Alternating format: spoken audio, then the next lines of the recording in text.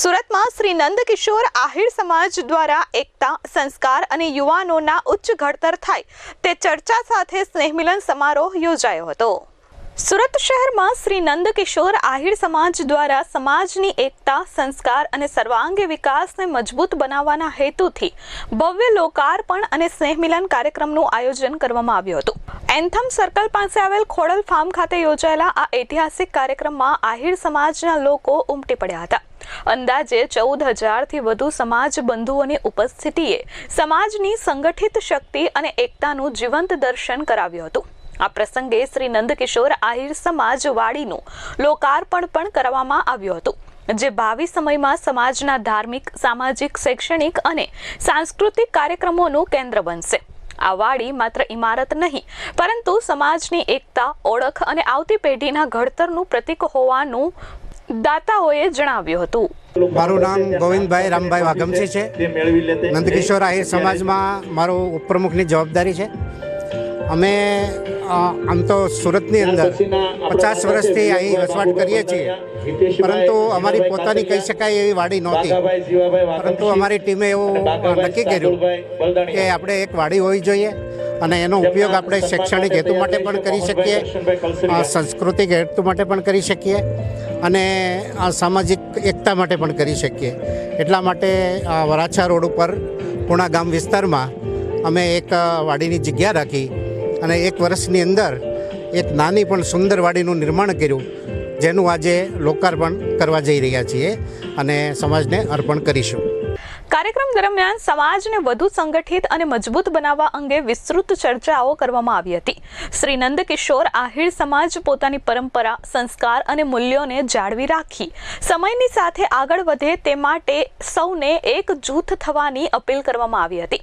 સમાજના બાળકો અને યુવાનો શિક્ષણના ક્ષેત્રે આગળ વધે, ઉચ્ચ અભ્યાસ કરે અને સકારાત્મક વિચારસરણી વિકસાવે તે માટે માર્ગદર્શન આપવામાં આવ્યું હતું। ખાસ કરીને આજના યુવાનો નશાની કુપ્રવૃત્તિથી દૂર રહે, સારા જીવનનું ઘડતર કરે અને સમાજ માટે ગૌરવ બને તેવો સંદેશ આપવામાં આવ્યો હતો। દિલીપભાઈ મેઘાભાઈ કાતરિયા, મંત્રી તરીકે આ સંસ્થામાં સેવા આપું છું। આજ રોજ શ્રી નંદકિશોર આહિર સમાજ સંસ્થા, જે સૌરાષ્ટ્ર મુકામેથી આવેલા આહિર સમાજનો એક સમુદાય છે। આ સમુદાય જ્યારથી સુરતમાં ધંધા રોજગાર અર્થે આવ્યા ત્યારથી લઈ અને સામાજિક અને સાંસ્કૃતિક વારસો કઈ રીતે જાળવી રખાય, શિક્ષણ ક્ષેત્રે કઈ રીતે આગળ વધી શકાય એ હેતુથી સતત ચિંતન કરતી આવી છે।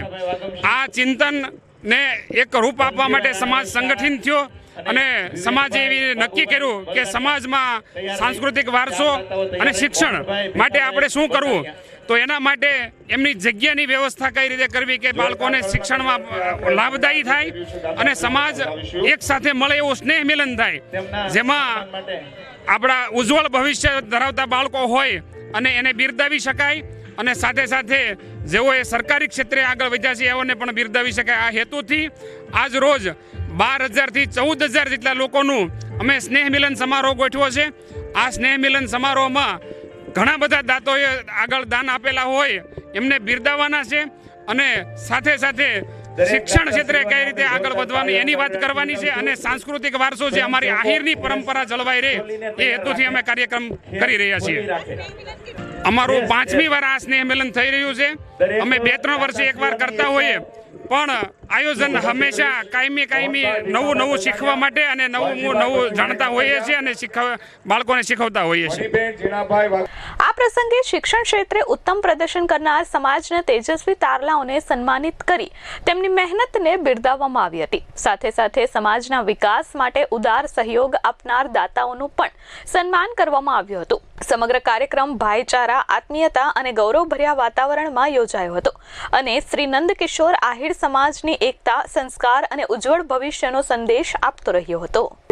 મારું નામ ભૂપતભાઈ અમીરભાઈ કાતરિયા, હું નંદકિશોર આહિર સમાજના પ્રમુખ થાને છું અને એ કમિટીનું અમે અમારી નંદકિશોર આહિર સમાજની ફરજ બજાવીએ છીએ અને હર હંમેશ અમારે એક તાતણે અમારો સમાજ જળવાઈ રહે એ હેતુથી અમે આ સ્નેહ મિલન કરી રહ્યા છીએ અને બાકીનું તો બધું અમારા મંત્રીએ જે પ્રમાણે જણાવ્યું એ પ્રમાણે અમારું ઓકે અને અમારું સમાજ બહુ વ્યવસ્થિત કામ ચાલે છે એવી અમારે ભગવાન દ્વારકાધીશની દયા છે।